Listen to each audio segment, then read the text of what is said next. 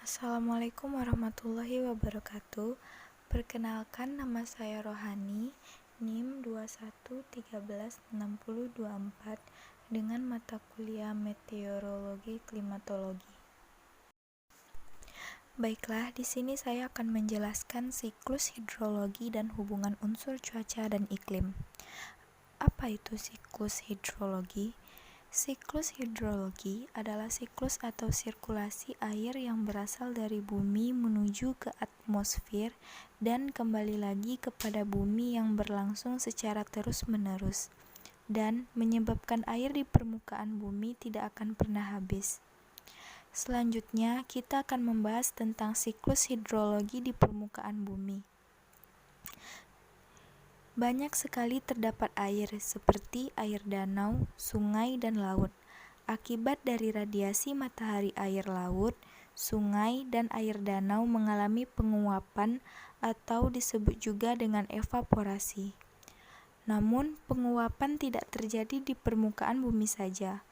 Penguapan bisa terjadi pada tumbuhan atau vegetasi, dan penguapan yang terjadi sekaligus atau bersamaan oleh vegetasi dan evaporasi disebut dengan evapotranspirasi.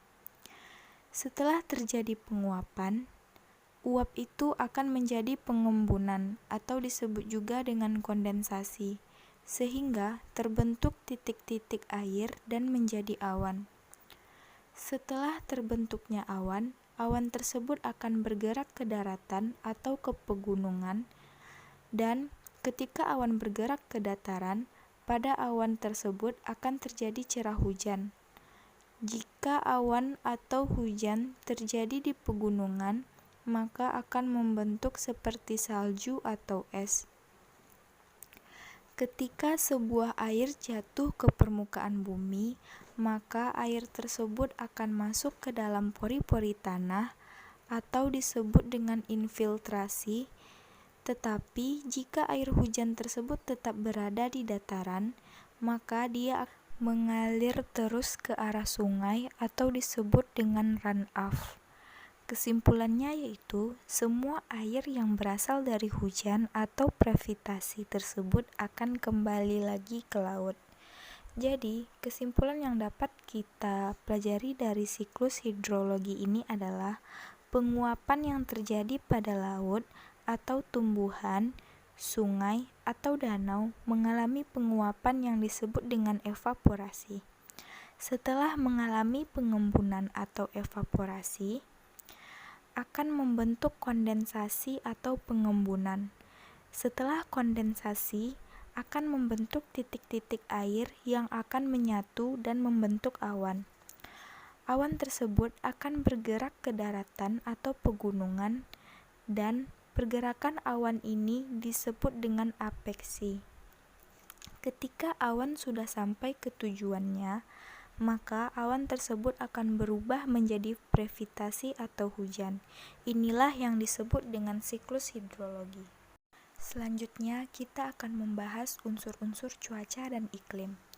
Sebelumnya, kita harus mengetahui terlebih dahulu apa itu cuaca dan iklim. Cuaca adalah proses fisik yang terjadi di atmosfer pada suatu saat dan pada tempat tertentu dengan waktu yang singkat dan wilayah yang relatif sempit. Lalu, iklim adalah penyebaran cuaca dari waktu ke waktu pada periode yang lama dan wilayah yang luas.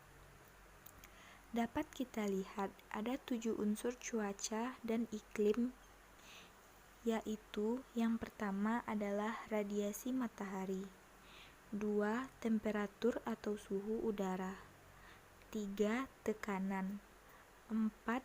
adalah angin, yang kelima yaitu kelembapan udara, 6. Awan, dan yang terakhir yang ketujuh adalah hujan. Semua unsur cuaca dan iklim yang saling terkait, dan ketika satu unsur tersebut terjadi perubahan, maka unsur yang lain juga akan mengalami perubahan.